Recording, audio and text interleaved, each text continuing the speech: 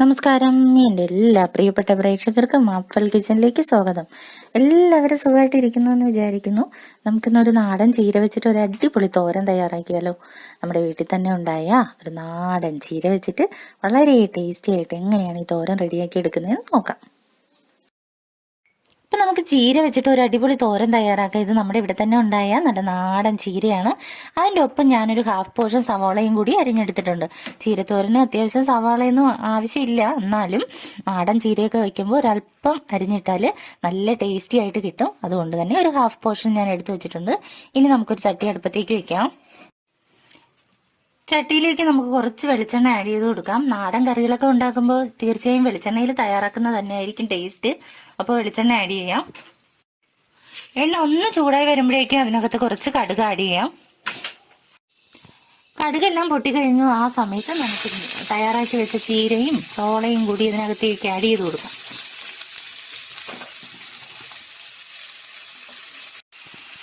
ഇനി ഒരു അര സ്പൂൺ ഉപ്പ് ഇങ്ങനെ വിതറി കൊടുക്കാം. അര സ്പൂൺ ഉപ്പ് മതി കേട്ടോ, കാരണം ചീരയിലൊക്കെ വാടി അധികം ഒന്നും ആകത്തില്ല, അത് ഒത്തിരി അങ്ങ് വരത്തില്ല. കാരണം ഇത് വളരെ ചുരുങ്ങി കുറച്ചായി മാറും അല്ലേ, അതെല്ലാവർക്കും അറിയാലോ. അതുകൊണ്ട് നമുക്ക് ഇച്ചിരി ഉപ്പ് മാത്രം ആഡ് ചെയ്ത് കൊടുക്കാം. ഇനി ഉപ്പെല്ലാം എല്ലാ ഭാഗത്തേക്കും വരുന്നതാണ്. നമുക്കിതൊന്ന് മിക്സ് ചെയ്ത് കൊടുക്കാം നന്നായിട്ട്.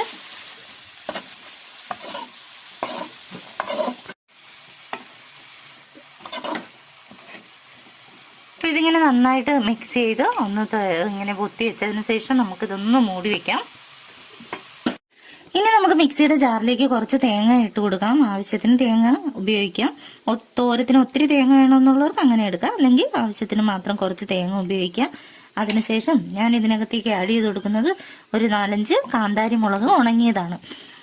ഇവിടെ കാന്താരി മുളകൊക്കെ ഉള്ള സീസണിൽ ഉണങ്ങി വെക്കും, അതുകൊണ്ടാണ് ഞാനത് ഉപയോഗിക്കുന്നത്. അതില്ലാത്തവർക്ക് പച്ചമുളകോ പച്ച കാന്താരി മുളകോ എന്താന്ന് വെച്ചാൽ ഉപയോഗിക്കാം. ഇനി ലേശം ചെറുജീരകം ആഡ് ചെയ്യാം.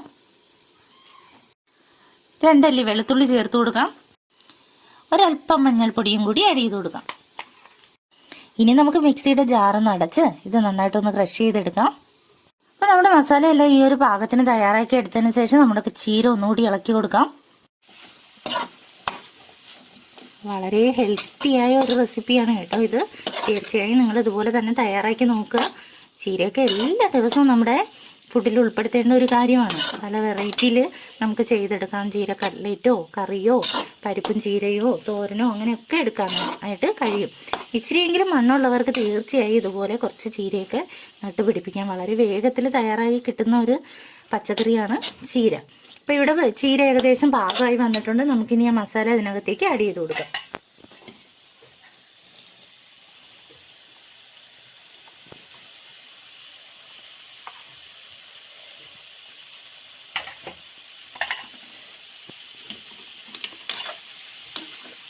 നമ്മൾ ഈ ചീരത്തോരനൊക്കെ തയ്യാറാക്കുമ്പോൾ തേങ്ങയെല്ലാം ചിരണ്ടി റെഡിയായി വെച്ചിട്ട് വേണം നമ്മളിങ്ങനെ റെഡിയാക്കി എടുക്കാനായിട്ട്. ഇല്ലെങ്കിൽ ഇത് പെട്ടെന്ന് തന്നെ പാകമായി കിട്ടുന്ന ഒന്നാണ്. അപ്പോൾ ഈ മസാലയുടെ കുത്തലൊന്ന് മാറുന്നത് വരെ മാത്രമേ നമുക്കിത് വെന്ത് കിട്ടേണ്ടതുള്ളൂ.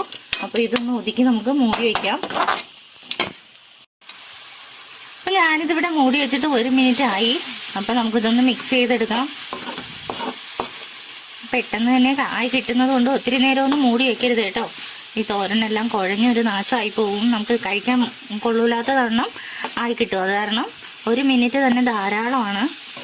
അപ്പം എൻ്റെ ചാനൽ ആദ്യമായിട്ട് കാണുന്നവർ പ്ലീസ് ഒന്ന് സബ്സ്ക്രൈബ് ചെയ്ത് സപ്പോർട്ട് ചെയ്യുക. കൂടെ തന്നെ നിങ്ങൾക്ക് വീഡിയോ ഇഷ്ടമായാൽ ലൈക്ക് ചെയ്യാനും ഷെയർ ചെയ്യാനും മറക്കരുത്. നല്ല നല്ല കമൻസ് അറിയിക്കുക. ചെറിയ ബെൽ ബട്ടൺ അമർത്തിയാൽ ഇതുപോലെ അടിപൊളി റെസിപ്പീസ് നിങ്ങളുടെ കിച്ചണിലും എത്തും. അങ്ങനെ നമ്മുടെ അയൺ കണ്ടൻ്റൊക്കെ ഒത്തിരിയുള്ള അടിപൊളി ടേസ്റ്റിയായ ഹെൽത്തിയായ ചീരത്തോരൻ ഇവിടെ തയ്യാറാണ്. അപ്പോൾ എല്ലാവരും ഇതുപോലെ തന്നെ ഈ റെസിപ്പി തയ്യാറാക്കി നോക്കുക, നിങ്ങൾക്ക് ഇഷ്ടമാകും. എന്നിട്ട് ഇതെല്ലാം നന്നായിട്ട് കഴിക്കാനായിട്ട് ശ്രദ്ധിക്കുക. Thanks for watching.